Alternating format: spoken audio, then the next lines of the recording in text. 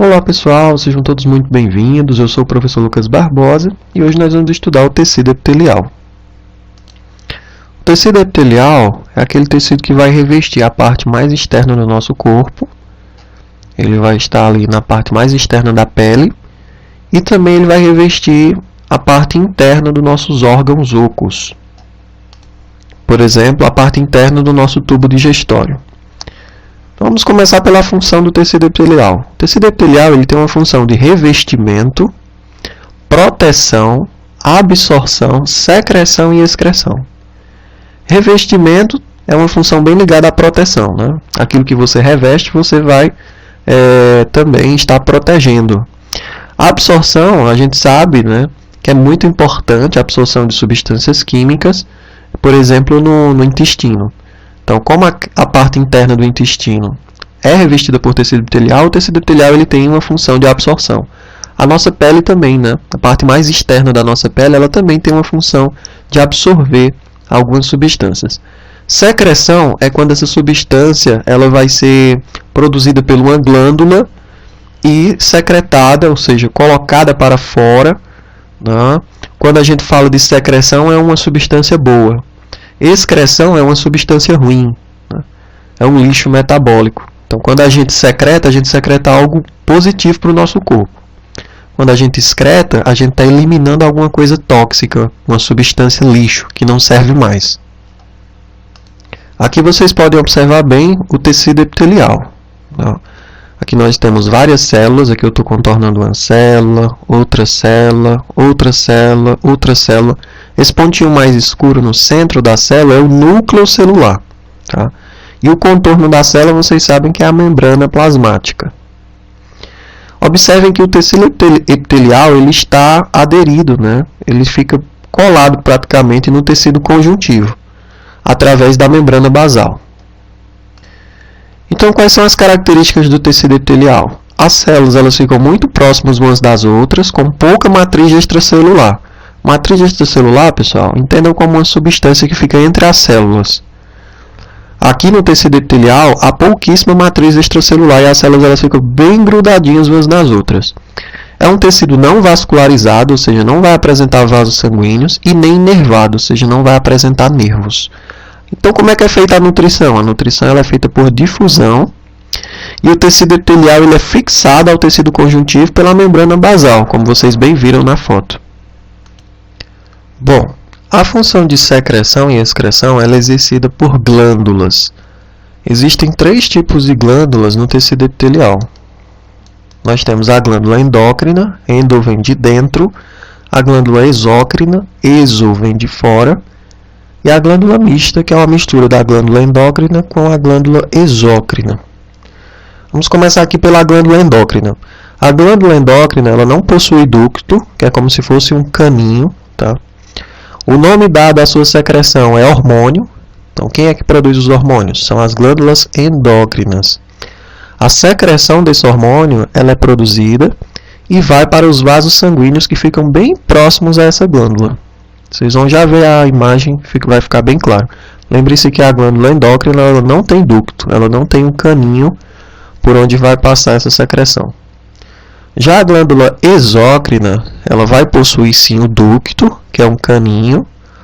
A secreção produzida ela vai pelo ducto até a região externa do corpo ou para dentro de alguma cavidade dentro do corpo. Como, por exemplo, para uma porção específica do intestino delgado, que é uma cavidade interna do nosso corpo. Então, aqui só para a gente ilustrar bem, aqui nós temos uma glândula endócrina. Observe que endo vem de dentro. Aqui nós temos as células secretoras dessa glândula. Ela não tem ducto. Lembrem-se, as glândulas endócrinas não têm ducto.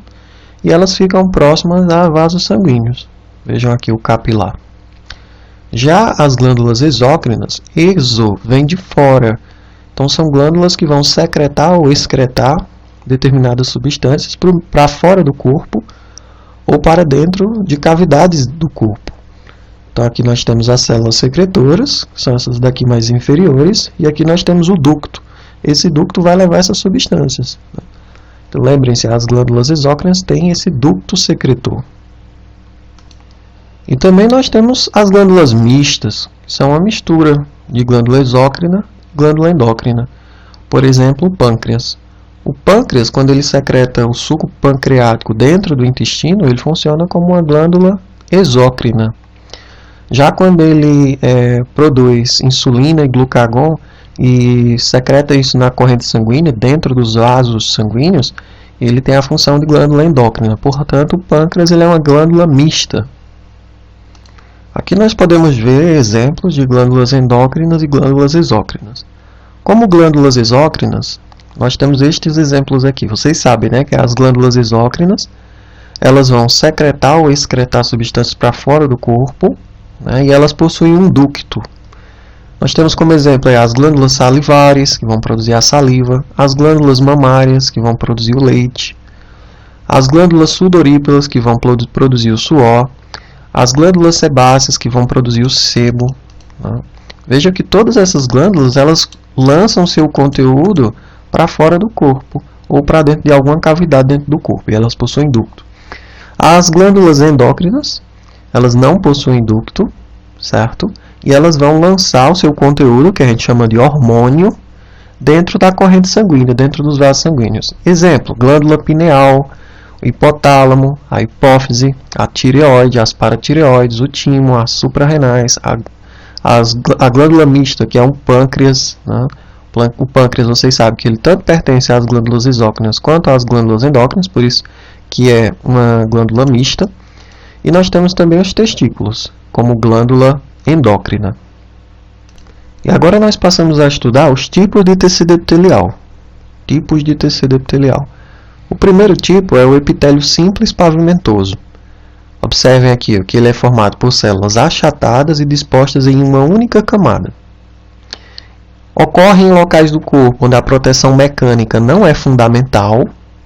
É um epitélio que permite passagem de substâncias, sendo encontrado nos alvéolos pulmonares, onde ocorrem as trocas gasosas, e revestindo os vasos sanguíneos e linfáticos. Nesses vasos recebe o nome de endotélio.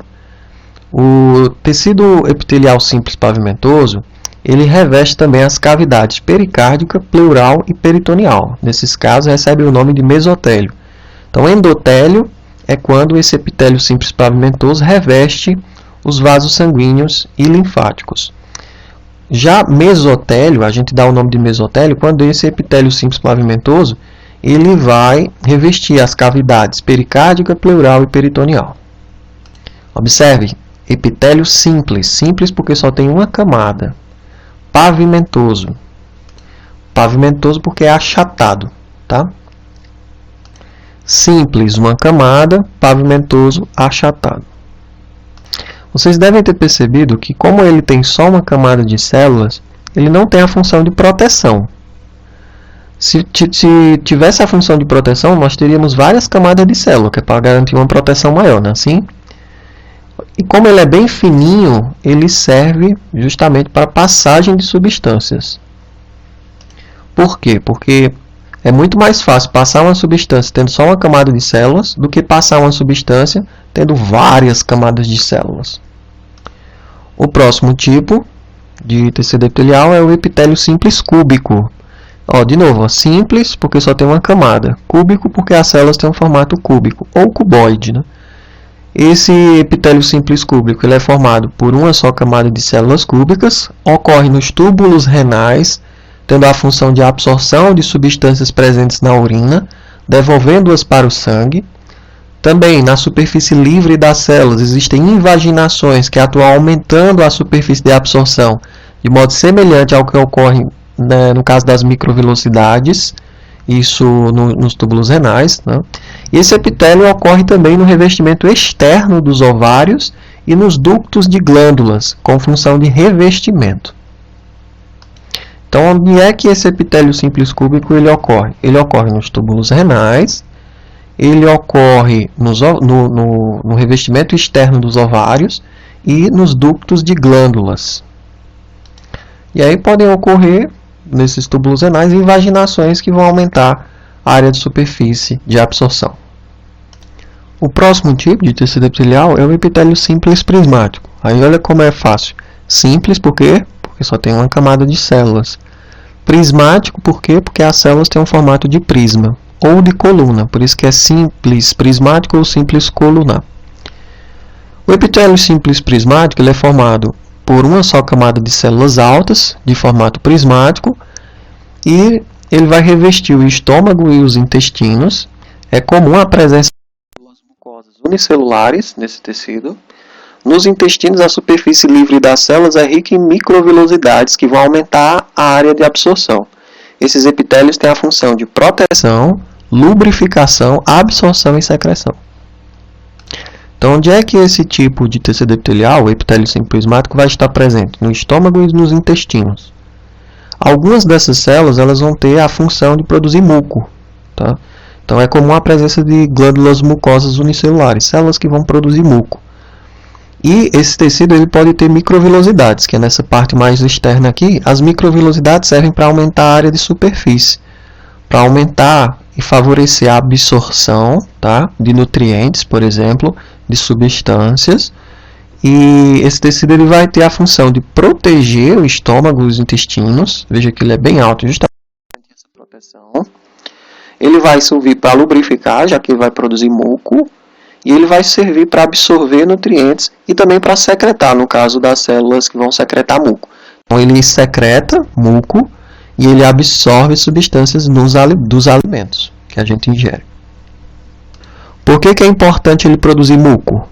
Porque quando você ingere alguma comida, imagina se não tivesse muco, ia descer no seco, né? Às vezes você come algo sem beber água. Esse muco ele vai servir justamente para que o alimento ele desça melhor. É uma função de lubrificação. O próximo tipo é o epitélio pseudoestratificado. Pseudo é falso, né? Então é um epitélio que a gente pensa que ele é estratificado, ou seja, que ele tem várias células, mais de uma camada de células, mas ele não tem, por isso que é pseudoestratificado. Ele é formado por apenas uma camada de células, atenção, tá? Ele é falso estratificado, mas ele é formado por uma única camada de células. O que acontece é que os núcleos dessas células estão em alturas diferentes. Então, observe que o núcleo dessa célula está aqui mais alto e essa daqui o núcleo está mais baixo. A gente pensa que são duas camadas, né? Mas não, é apenas uma camada. E isso a gente pensa, dá uma aparência de falso estratificação, ou seja, de ser formado por mais de uma camada de célula, mas na verdade ele é formado só por uma camada. Onde é que ocorre o epitélio pseudoestratificado? Na cavidade nasal, na traqueia, nos brônquios, onde possui cílios. Cílios são estruturas que parecem pelos, mas são bem menores, tá? Onde possui cílios e glândulas mucosas unicelulares, glândulas que vão produzir muco. O muco ele vai aglutinar partículas estranhas que penetram no corpo pelas vias aéreas, e os cílios vão transportar o material para fora, tá? Então, o epitélio pseudoestratificado ele vai estar presente nas vias respiratórias, na cavidade nasal, na traqueia e nos brônquios. Ele vai possuir cílios, tá? E também glândulas mucosas unicelulares, glândulas que vão produzir muco. Aí esse muco ele é produzido e esses cílios eles vão ficar mandando esse muco para fora. E aí é onde a gente sente, né, aquele muco na garganta, a necessidade de expulsar esse muco. Por quê? Porque os cílios eles ficam se movimentando aqui, dentro das vias respiratórias. Os cílios presentes nas células vão se movimentar para expulsar esse muco. E para que serve esse muco? Para aglutinar, para grudar nas partículas estranhas e para eliminar essas partículas estranhas do nosso corpo. O próximo tipo é o epitélio estratificado pavimentoso. Estratificado por quê? Porque tem várias camadas de célula.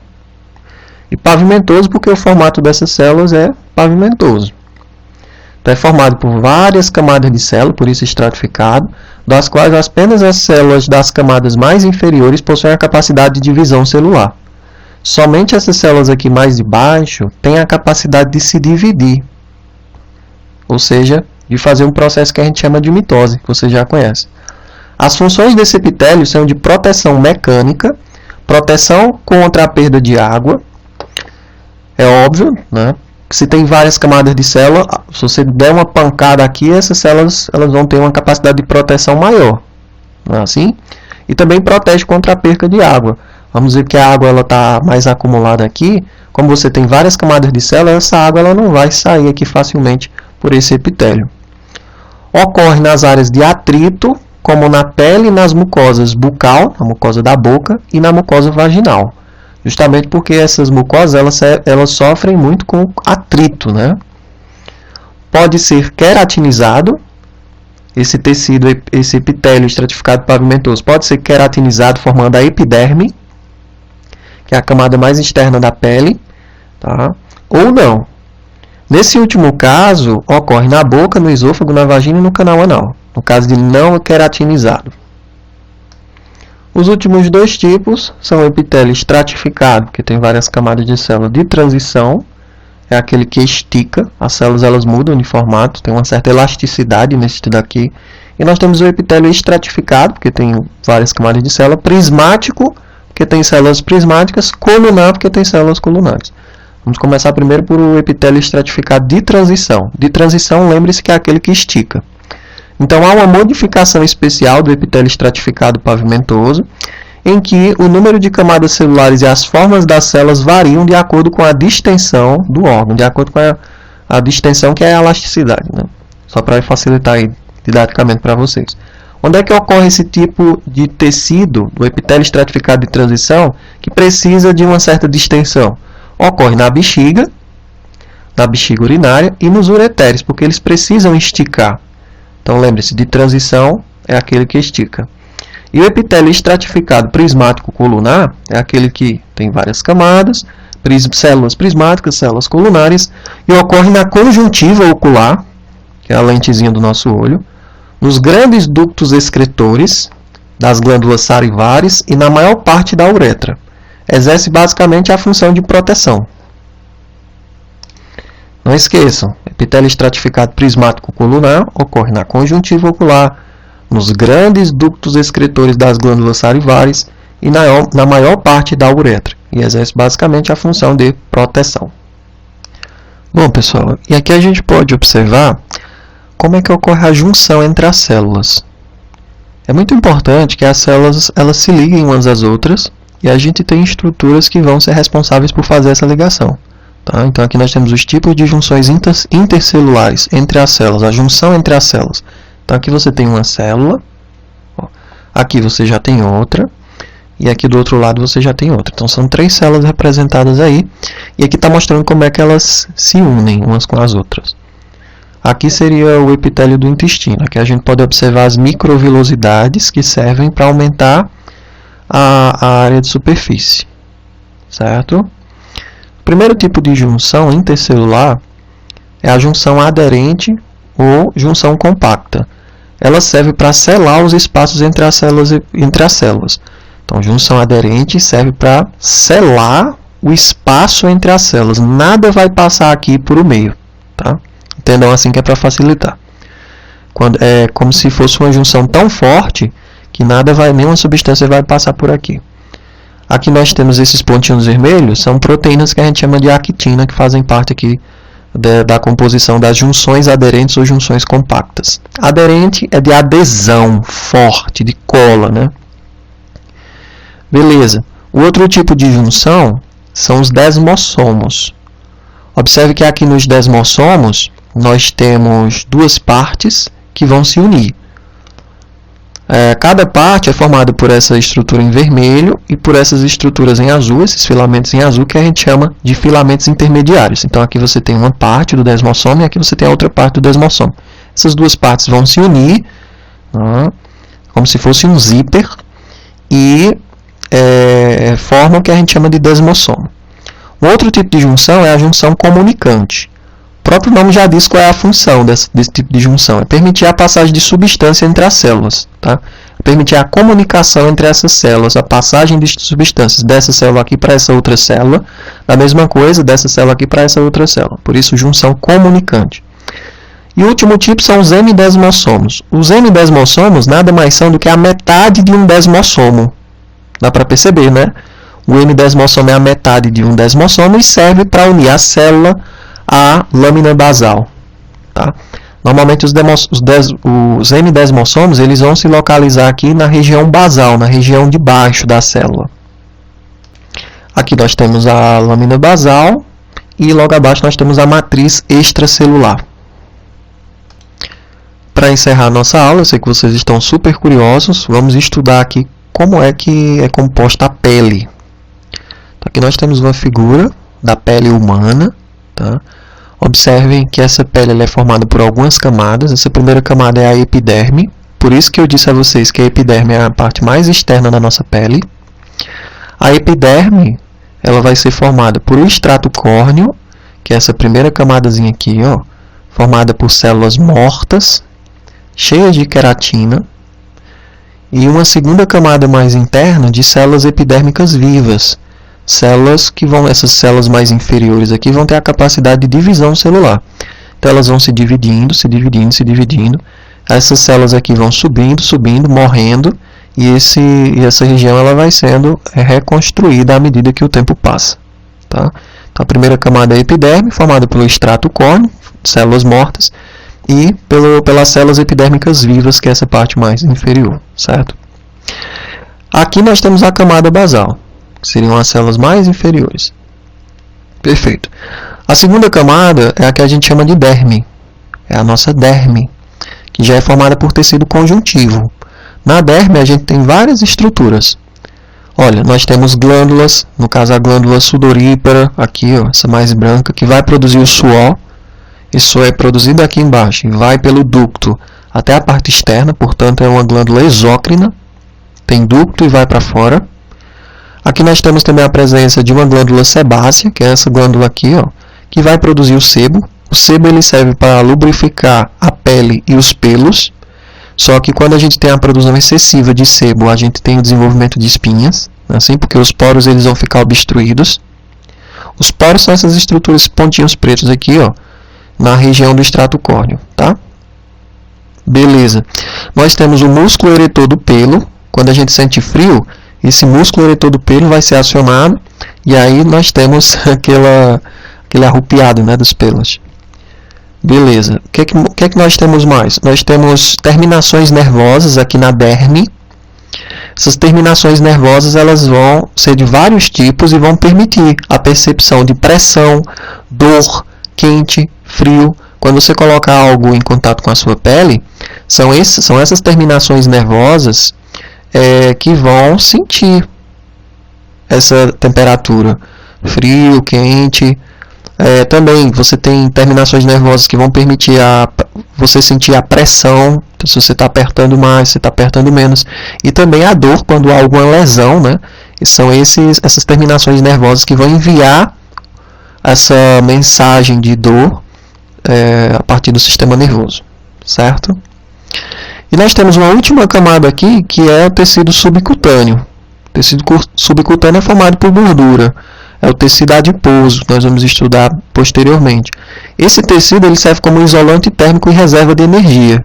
Então, pessoas que são mais gordinhas, elas têm mais tecido adiposo, têm mais tecido subcutâneo. Percebam que elas sentem menos frio. Assim, uma pessoa magra ela sente muito mais frio do que uma pessoa mais gordinha. Por quê? Porque a gordura serve como isolante térmico e também reserva de energia. Observem que aqui no tecido subcutâneo nós temos artérias, nós temos veias, e essas artérias e veias elas vão se ramificar aqui para a região da derme. Vocês devem lembrar que a epiderme, que é essa camada mais externa, ela não tem nervos, não tem vasos sanguíneos, tá? E ela é formada por uma parte morta, que é o estrato córneo, e uma parte viva, que são as células epidérmicas vivas. Lindo demais, né? Esse esquema aqui da nossa pele. Pessoal, era isso. Eu espero que vocês aproveitem bem esta aula. Tá? Revisem. Qualquer dúvida, vocês podem entrar em contato comigo. Essa aula aqui, ela equivale a 2 aulas. Tá? Então, anotem isso daí, que vocês acabaram de ter 2 aulas de biologia. Na verdade, a gente poderia até considerar como 3 aulas, pela quantidade de conteúdos que foi dada. Resolvam os exercícios. Um grande abraço e até a próxima.